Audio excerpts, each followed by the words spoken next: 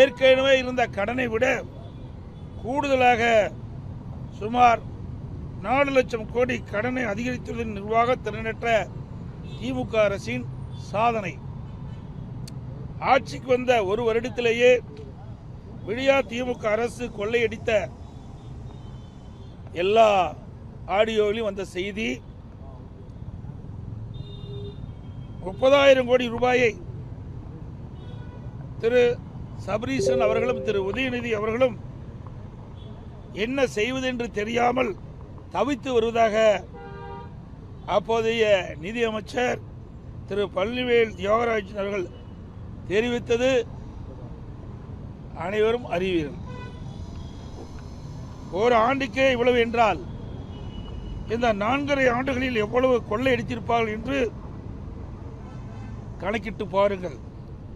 ஊழல் செய்வதை தவிர இவர்கள் தமிழக மக்களுக்கு எந்த நன்மையும் செய்யவில்லை. விஞ்ஞான முறையில் ஊழல் செய்யக்கூடிய கட்சி திராவிட முன்னேற்ற கழக கட்சி. அந்த வகையில் அரசின் பல்வேறு துறைகளில் மிக அதிக அளவில் ஊழல் செய்து தமிழக மக்களை அதிர்ச்சிக்குள்ளாகி இருக்கிறது என்பதை இந்த நேரத்தில் மேதக ஆளுநர் அவர்களுக்கு சுட்டிக்காட்டுகின்றோம். அதை துறை வாரியாக எவ்வளவு ஊழல் நடைபெற்றது என்ற விவரத்தையும் நாங்கள் சுட்டிக்காட்டுகின்றோம்.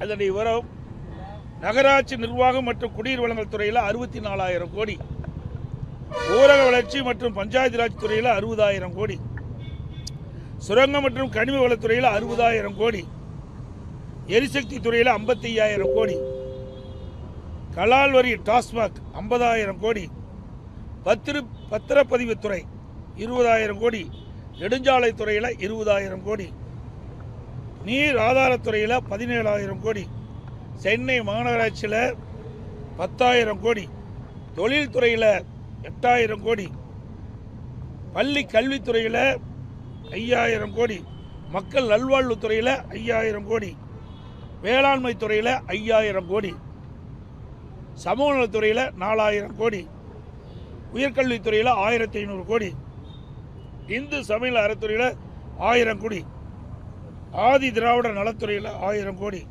சுற்றுச்சூழல் மற்றும் வனத்துறையில் 750 கோடி, இளைஞர் நலன் மற்றும் விளையாட்டுத்துறையில் 500 கோடி, சிறைத்துறையில் 500 கோடி, சுற்றுலாத்துறையில் 250 கோடி, பால்வளத்துறையில் 250 கோடி.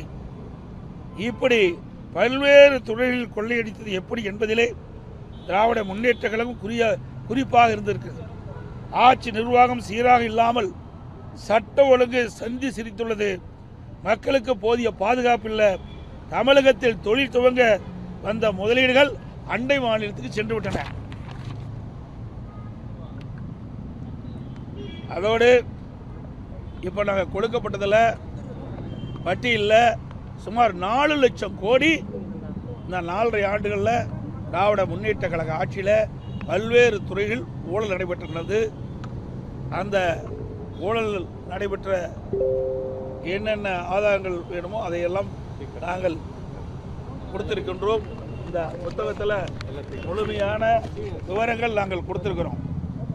நான் குறிப்பிட்ட துறைகளில் ஒவ்வொரு துறையிலும் எத்தனை ஆயிரம் கோடி ஊழல் நடைபெற்றது என்ற விவரம் முழுமையாக இந்த புத்தகத்தில் இடம்பெற்றிருக்கிறது, ஆதாரத்தோடு இடம்பெற்றிருக்கின்றது. இதை மாண்புமிகு மேதக ஆளுநர்கிட்ட கொடுத்திருக்கிறோம். ஆளுநர் அவரிடத்திலும் கோரிக்கை வைத்திருக்கின்றோம். இந்த 4.5 ஆண்டு காலத்தில் பல்வேறு துறைகளில் நடைபெற்ற 4 லட்சம் கோடியை இதை ஒரு விசாரணை கமிஷன் அமைத்து விசாரிக்க வேண்டும். இந்த விசாரணை கமிஷனுக்கு உச்சநீதிமன்ற ஓய்வு பெற்ற நீதிபதியை நியமிக்க வேண்டும் என்று கோரிக்கை வைத்திருக்கிறார்.